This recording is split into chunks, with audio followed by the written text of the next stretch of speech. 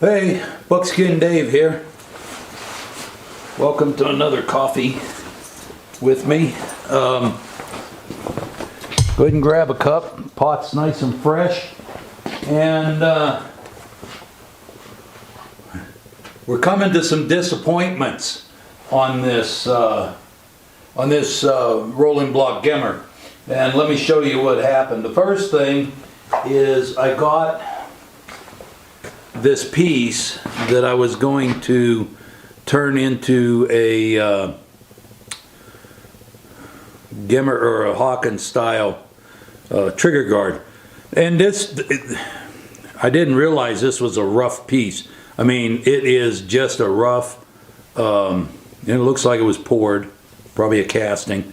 Anyway, that's not a big deal. I could, finish it. Problem is it's not a number one style tang, and I'll show you what I mean. Okay, see this tang here? Notice the difference? Quite a bit. The problem that I had is this piece of wood had already, this tang thing was already cut. This tang mortise was already cut, so I won't be able to use this on here. What I have researched, this actual tang is for number 9, and I do have a number 9 action coming, so I probably will be able to make these two together. And I am not going to use a pre-carved stock ever again on a gimmer. This one's rough, and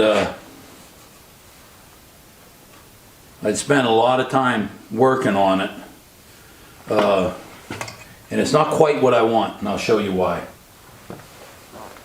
First, let me show you some of the work that I did.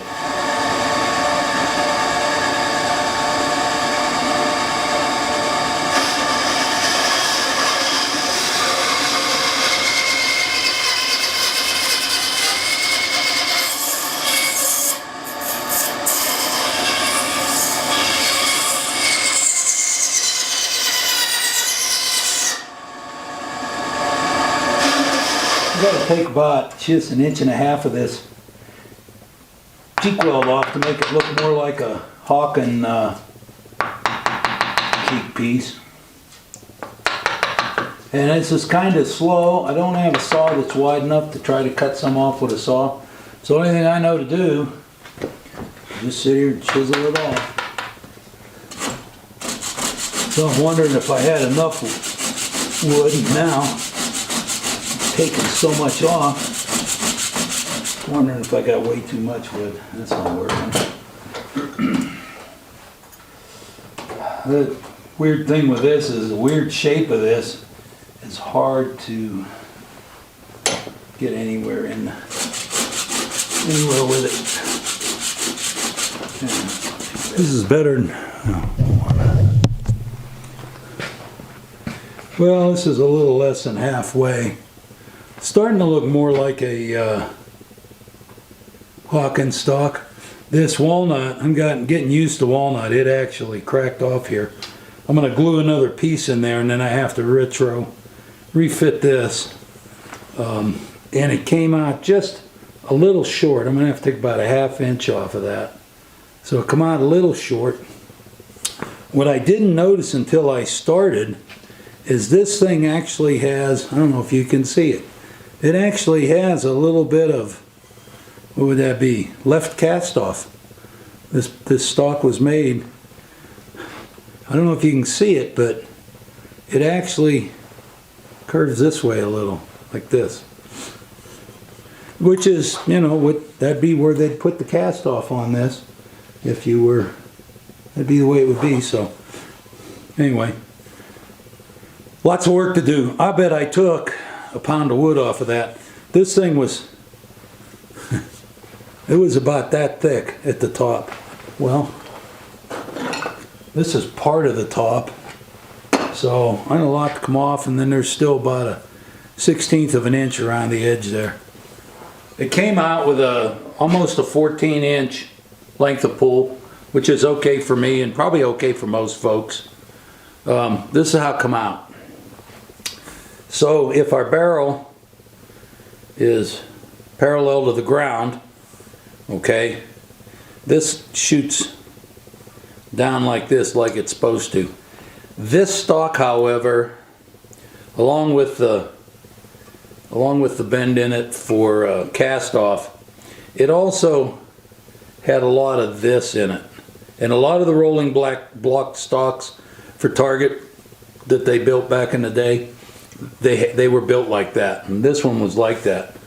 When I tried to carve it straight, okay, I got as much of that out, but I ran out of wood at the bottom.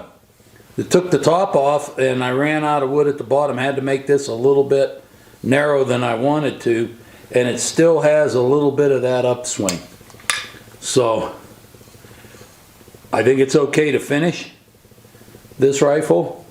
And this stock it's pretty rough. I mean, I took that big deal out and put just a small cheek weld on it. I think it'll be okay, but I will never do it this way again. I'm disappointed. I will buy a piece of wood and I will cut it. This number 9 that I got coming will not be done on one of these stocks. I will cut it from a piece of wood. That'll be a whole different deal. I found some barrels. The only people that I could find that would get me a barrel at a reasonable cost was Green Mountain. They've gotten really good. Their barrels are really good. I could get a 16 or an 18 twist. So they're about 400 bucks. So as soon as I get the money, we'll get that coming and we'll start working on this. The number 9 action is due in today. So we'll talk about that next time. So thanks for joining me for a cup of coffee. This episode's done.